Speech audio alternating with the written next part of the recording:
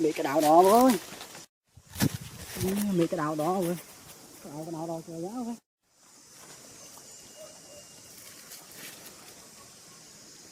Sạt chiếc đặt con nhớ rồi, kẹo này,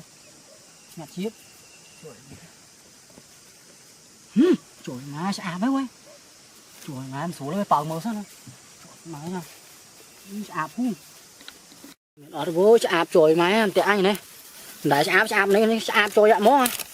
Trời má, trời má ơi, ôi thùng rồi má, phụ dậy ơi, trời má ơi, tập bật nà này ơi, trời má hôm luôn, trời má đi tầm trồng màu mắng xuống rồi, mày trơn, trời má bật nà này ơi, trời má đang bán máy đâu ơi, thùng má, cho má ám, trời má, ôi, trời má nhiều luôn ơi, thùng má, ôi trời cọc sân, ôi, trời má không gặp chủ chặt ai quá đấy hả? Ôi bật nà này ui, trời má em có lúc chặt màu sân, ui thu mó mà, trời má cho má sẽ áp om ham thì anh nhìn thấy sẽ áp phải nắm đót áp phê mó, ui chặt màu sân đang các bạn đâu lấy ná đấy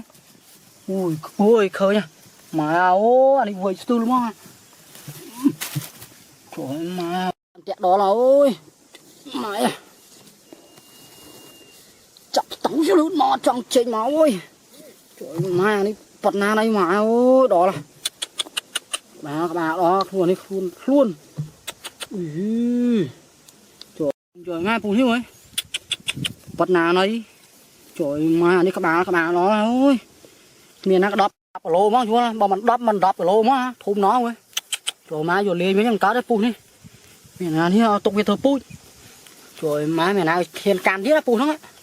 có đây anh rồi liền với sân thùng máu mà rồi liền với có đây tục kẹo hơn trăm người vô ơi thùng máu mà